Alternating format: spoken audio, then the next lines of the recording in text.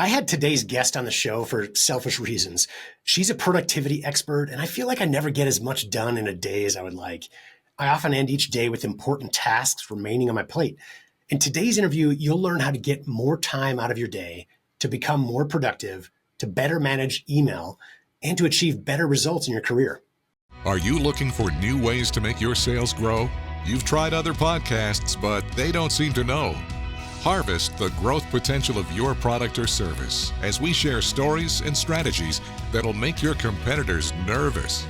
Now, here's the host of the Harvest Growth Podcast, John LeClaire. Welcome back to the show. I'm excited to be speaking with Leslie Shreve. Now, she's the founder and CEO of productiveday.com, among other things. She does a lot, but in a nutshell, she helps us all to be more productive and a lot of other things too. We're going to talk about some tips and techniques or strategies that she likes to recommend or use. So I would encourage you, please listen to this interview and learn how we can all be more efficient. I am really excited to have this conversation because I certainly need it in my life. Leslie, welcome to the show today. Thank you, John. It's great to be here. I'm looking forward to our conversation. So along with Productive Day, you also run or developed a unique system called Taskology, the science of getting things done. Can you talk a little bit more about what that is? Certainly. Taskology is a unique and proprietary system that I created many years ago and have been teaching for more than 20 years. And it has 4 components that really represent the 4 main processes of your workday. That's task management, time management, email management, and information management. What it does is it ties all those together with a methodology for your technology. So it is not about software. No matter what kind of software you have for those different processes, it ties together all of the thinking and decision-making and executing that a person needs to do in their workday to be more efficient, effective, and productive. So maybe some pointers or advice. I'll give you I should show you my calendar. It's a disaster. It's kind of the way I do things. And like you said, software maybe doesn't matter. I have my techniques that work for me, but I come in every day and I've got, 50 things like all lined up on my calendar and I get things done, but I always feel like I'm leaving a lot on the table and it stresses me out and, kind of the norm of running a business. It's a complex life for sure. So what are some, techniques you use or recommend for people to overcome when they've just got simply too much going on in terms of tasks to be able to manage it all? So typically people will come to me because they don't have enough time, which is a common problem. We all go through it. I mean, I go through it too. Got to follow my own advice. But we need to protect more time rather than letting it be stolen or instead of giving it away too quickly. So I do teach my clients how to protect more time on their calendars, not just like a random time blocking thing, because everybody listening today would be like, well, I know how to block time. But our methodology goes a lot deeper into how often to do it, how many days a week, how many times a day, how long the block should be, and what to do when things go wrong. So we go into extensive rules of the road on that one so that my clients get more time back. Actually, there's 2 ways we get time back for our clients so that they end up with 1 to 2 extra hours per day, every day, so that they can actually use that time more efficiently and effectively. The other way is by better information management. But that's not really the star of the show. The star of the show, because it's called Taskology, is task management. Because even email management is task management in disguise. It's also information management in disguise. But because email seems like its own animal, its own thing, we call it email management. But what you're really doing is managing tasks, opportunities, information, events, things like that. So one of the biggest things that I think is helpful for people to understand is that in order for you to be more efficient with your time, you have to be more efficient with how you're managing tasks. So we centralize those, which sounds really simple. And people might be thinking, well, I put all my to-dos on one legal pad, or I've got an app on my phone, or, they've got some way right now that they're trying to centralize tasks, but trying is the key word. It really does have to be a complete central digital task list. So no matter what you're using, whether it's Microsoft Outlook or Google or Todoist, Asana, Trello, like I could list them all. It doesn't matter what the platform is, although I will say some are better than the others. What you really want to do is pull your tasks away from their sources. What are the sources? Email, phone calls, meetings, hallway conversations, papers and files on your desk, Could be anything because they come from a lot of different places. Social media is another one. But you need to pull them away from their sources and get them all into one single digital inventory. I call it mission control. But that's the Taskology task list, no matter where you build it.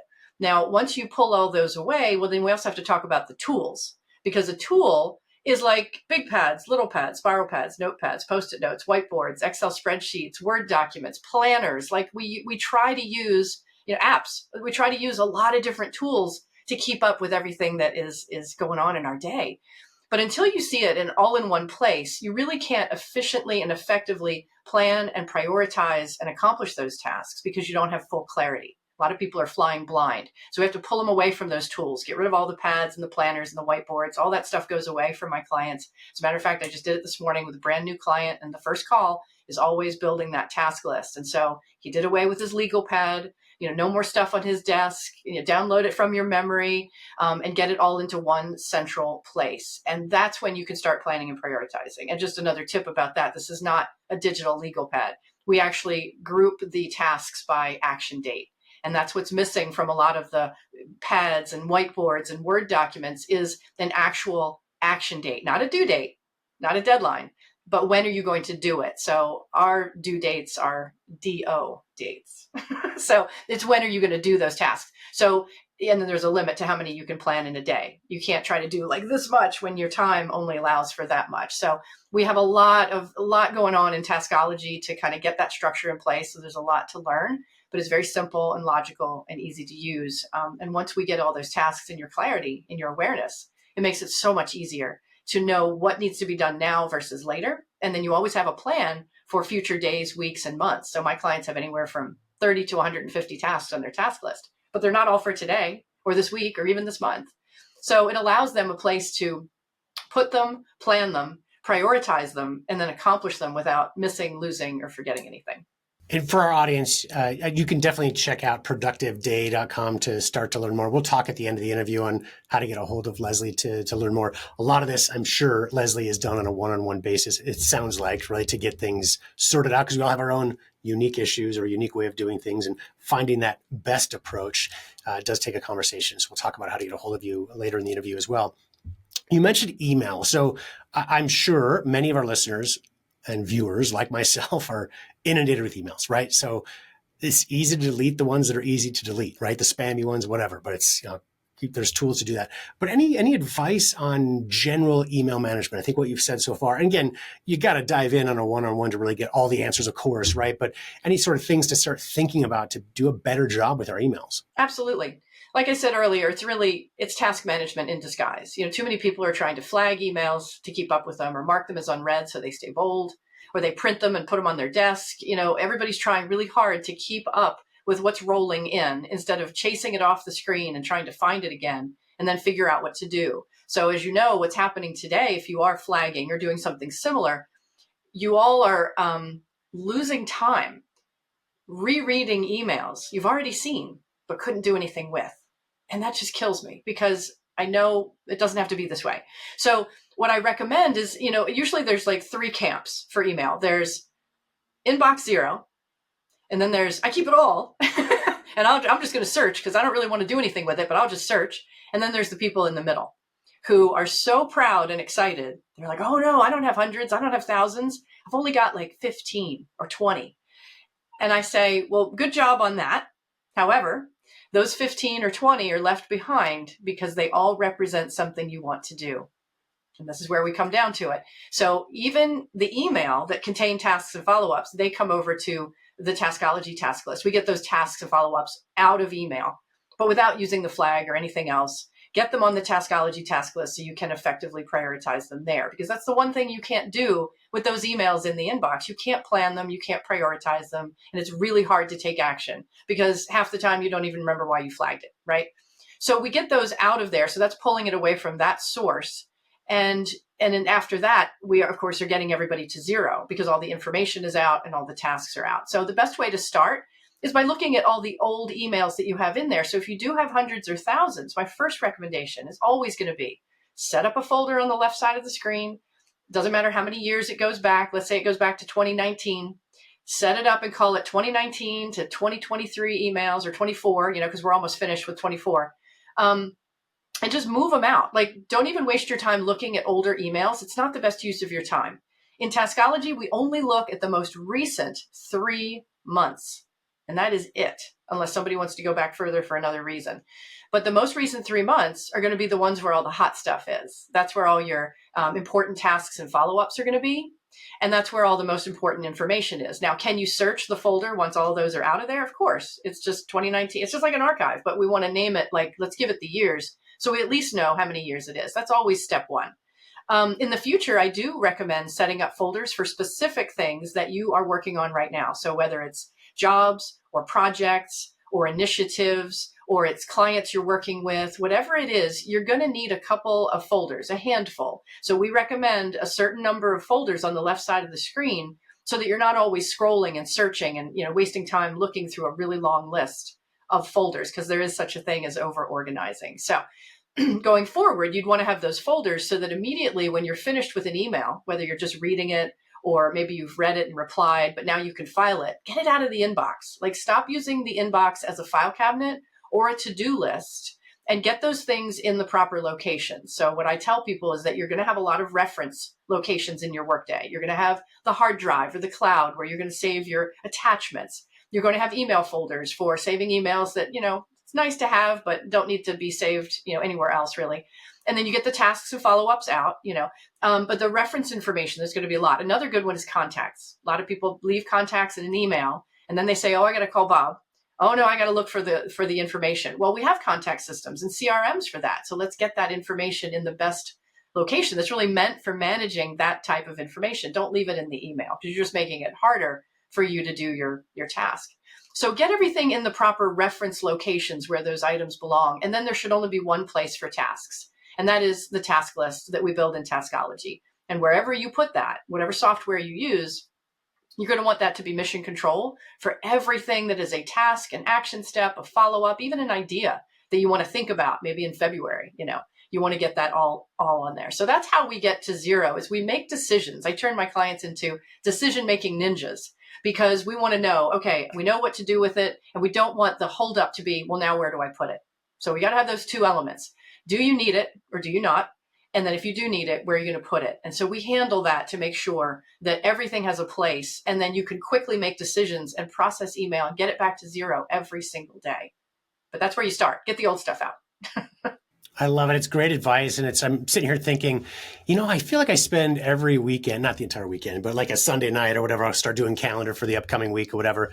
My system obviously needs some work for a lot of reasons, a lot of things to do. Right. And I bucket them on days like, oh, if I have time on Tuesday, then I'll do these 5 things. But anytime I say that, I never have time for that, right? There's never extra time. So I love the structure of like really figuring out, okay, what needs to be done, getting them in order, and finding a path to getting stuff done without getting distracted by rereading or moving things around or whatever it might be. So it's a great tool to advise. I just read an article this week. I think it was from Elon Musk's ex-wife or somebody that was in his life years ago, maybe a girlfriend, whatever. I don't know. Personal life, you could always talk about Elon Musk. It's a very interesting life, but he does a lot, right? We can't argue that he does more than probably anybody I know of, right, in the ecosphere. And he, one of the ways he gets things done, she talked about how he relentlessly says no to things, right? So saying no, you have to do it at times. You can't say no to everything, right? You got to do the important things. But does that come into play in kind of your structure of like learning? Is there a process or a decision tree that helps you know what to be able to say no to?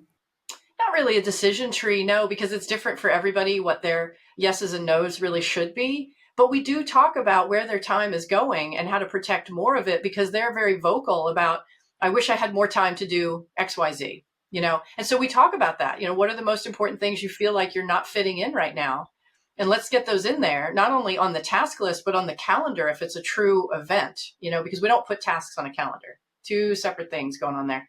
So if they want to protect more time to do something in particular, whether it's health and fitness and working out, or they're trying to spend more time with their kids. I mean, I really don't get too involved in the personal management of time, but it kind of is a bonus of having structuring your day in the business hours more effectively. So when we protect more time in the day to actually help them get their work done, they automatically have more time in the evening for family, for personal time, for health, fitness, or even sleep.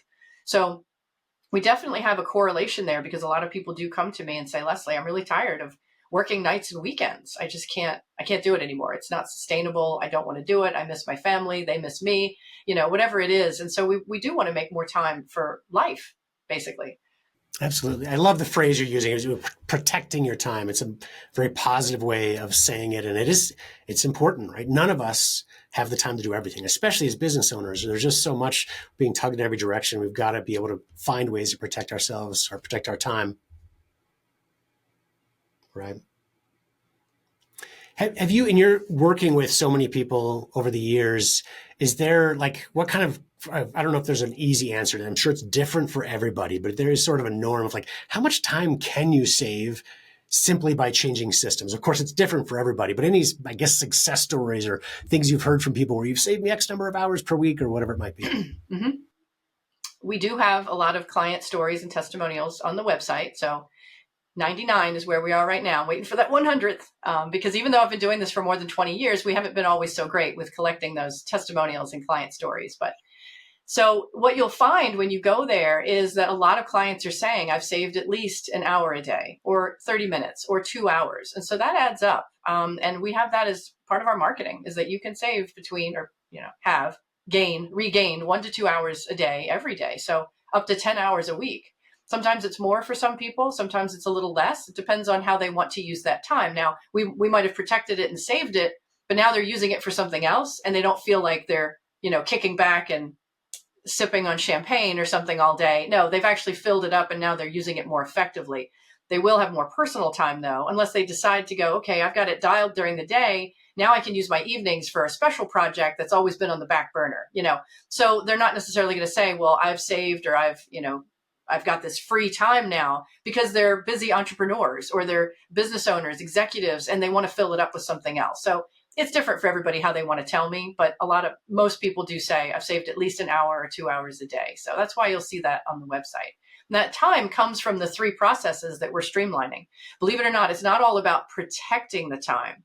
The other things that contribute to regaining time are mastering and streamlining the 3 processes in your day that are task management, email management, and information management. When those are dialed, you get a ton of time back because now you're not spinning your wheels or being reactive or looking for things you have but just can't find, and you're not spinning your wheels in the email inbox anymore. I love it. And it's, you think about an hour to 2 hours a day, which is significant. But when you think about that on a weekly or monthly basis, 10 hours a week, it's a full day, right? That you gain or can gain back by simply having better systems and processes.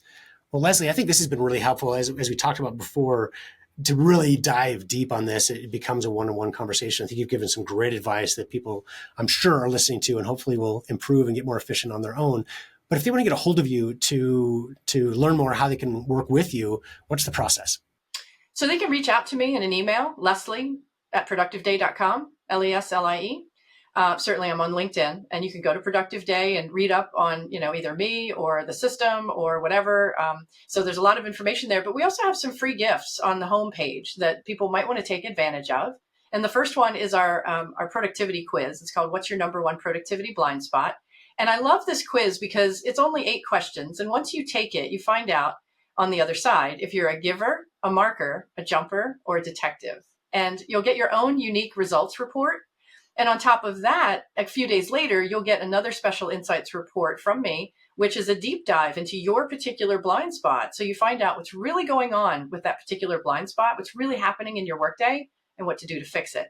So I offer that because that one's a lot of fun. That's on the homepage for sure. The other one is the Smart Steps. The Productive Day Smart Steps is a 52-week audio series of 2 to 4 minute audios from me with strategies straight from Taskology, and you'll get one in your inbox every week for a whole year. So that has a lot of juicy information in it. I encourage everybody to sign up for those. We also have a special report called the 7 Surprising Secrets to Saving Time. And that is just, maybe a short insights report, maybe 10 pages, 12. I'm not sure. I don't remember, but it's a good one. And it will tell you a little bit more about where this lost time is going in your day. And we talked a little bit about it today, but this is a deeper dive. So I welcome you to take advantage of those or just reach out to me for a conversation, because what I've been doing for 20 years is one-to-one private consulting with C-level executives, business owners, EVPs, entrepreneurs. And that's mainly what I do. I also have taskology for teams training. So if you're in corporate, we have that too. But one-to-one is really my favorite. And we have a lot of good things on the horizon too. A new program coming out. So more on that another time. Well, that's all exciting. I sure do appreciate you taking the time today. I have taken some notes during this conversation that I'm going to implement. We need to talk to on improve my own life and efficiency. Hopefully it's a wake-up call for a lot of our listeners. We can all be more efficient in our lives. We can all do better, which means we can either get more done or have more free time or more time with our family or whatever it might be, but still being effective, right? Without losing that effectiveness in our day-to-day life, getting things done still, but being able to have more free time, getting the important things done along the way. I do want to say to our audience, did you know you can meet with a member of my team absolutely free for a 30-minute strategy consultation? We've launched and grown hundreds of products since 2007 and learned some of our strategies while growing OxyClean back in the Billy Mays days. We're here to help. So please go to harvestgrowth.com and set up a call if you'd like to discuss further.